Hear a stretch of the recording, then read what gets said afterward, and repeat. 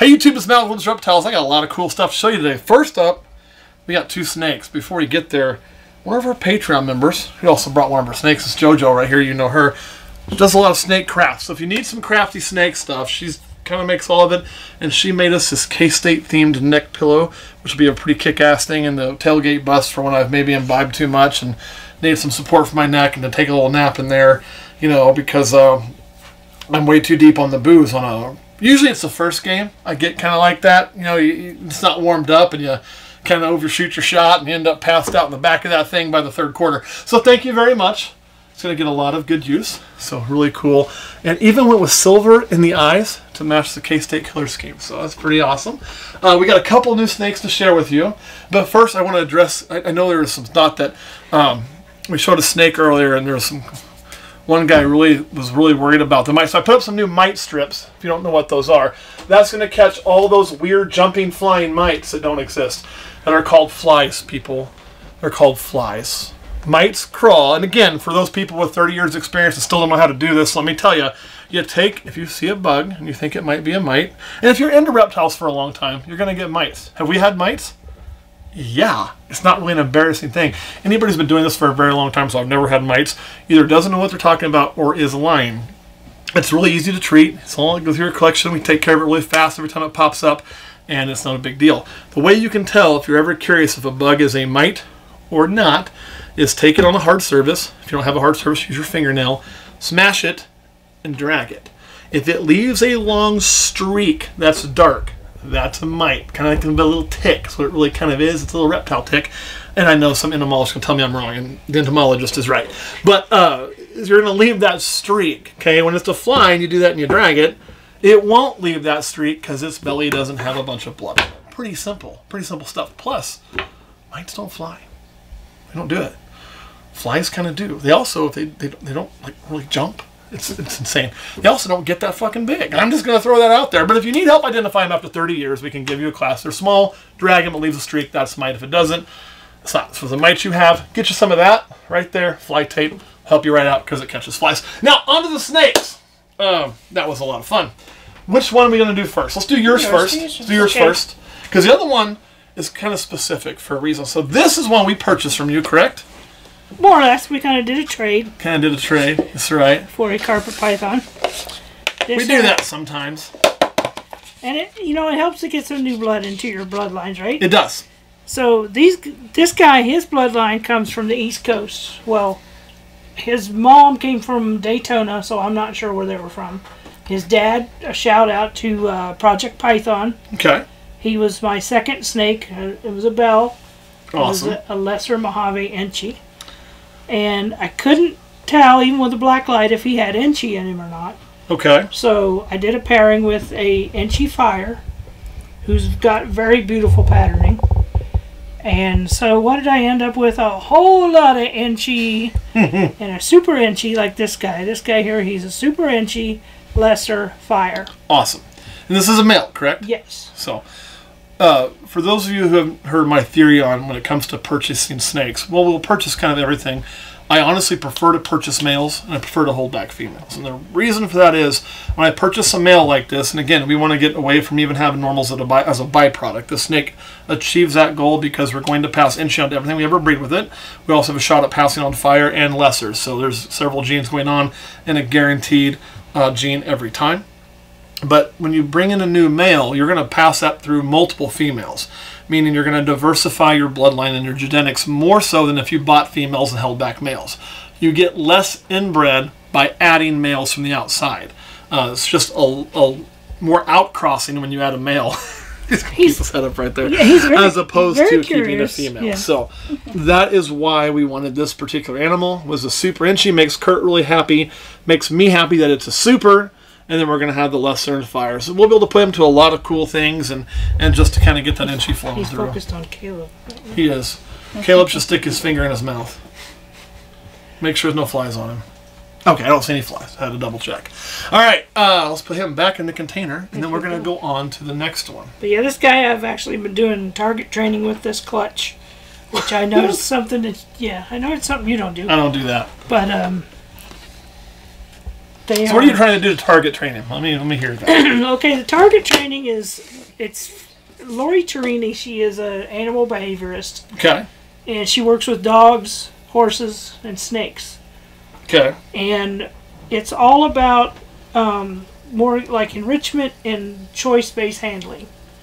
Okay. Where I know you're not a big activist on all this stuff. Nope. That's okay. That's fine. That's why. But because works. I'm not is why I'm making you talk about it. Because I'm not. Like this is not something I do. So to get that information out there, which is a choice people may make to do, somebody that does it needs to talk about it, and that ain't this cat. So it's why.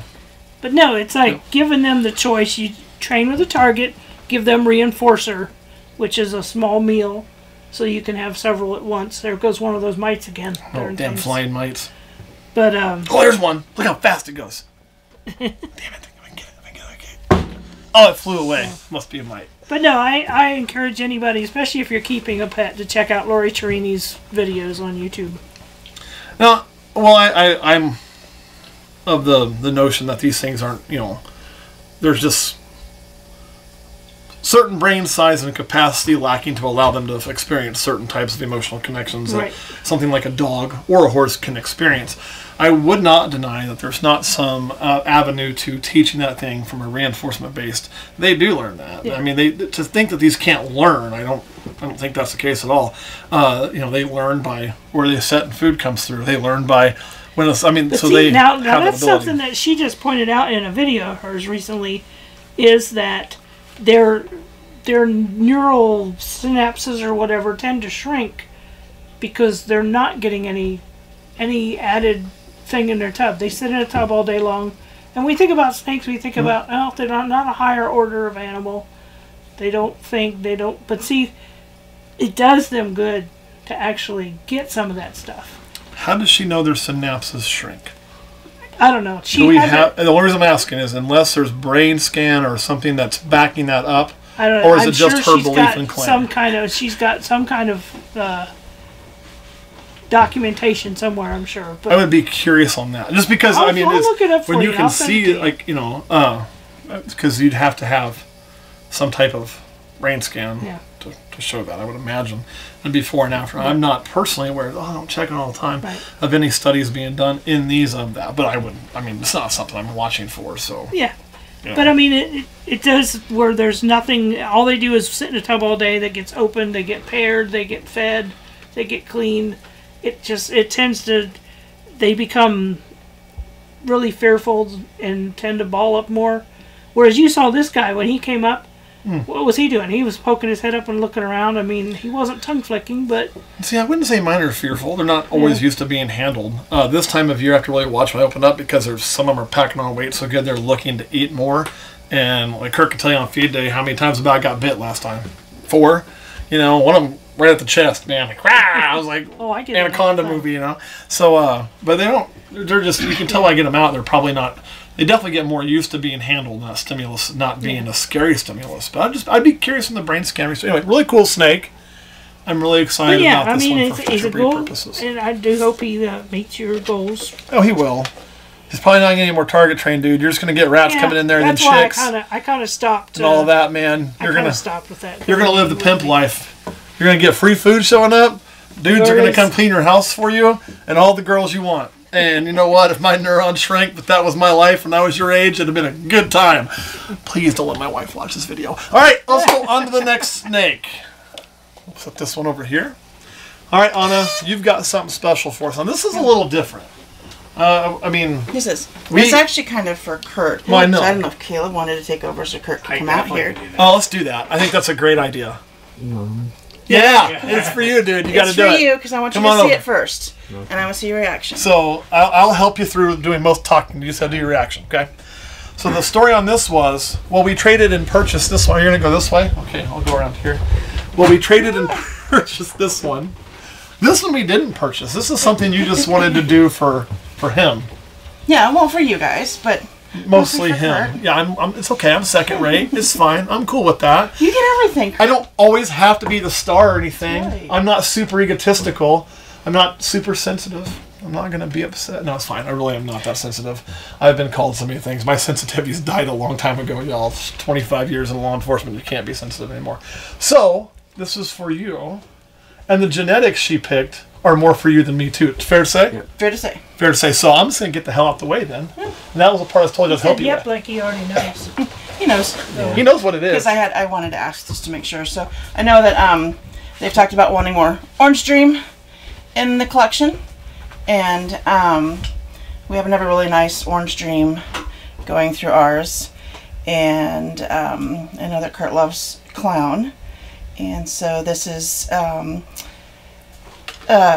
pairing we did this year. So this is a chocolate Orange Dream Het Clown Girl. Okay. So let's open her. Yeah, she's open.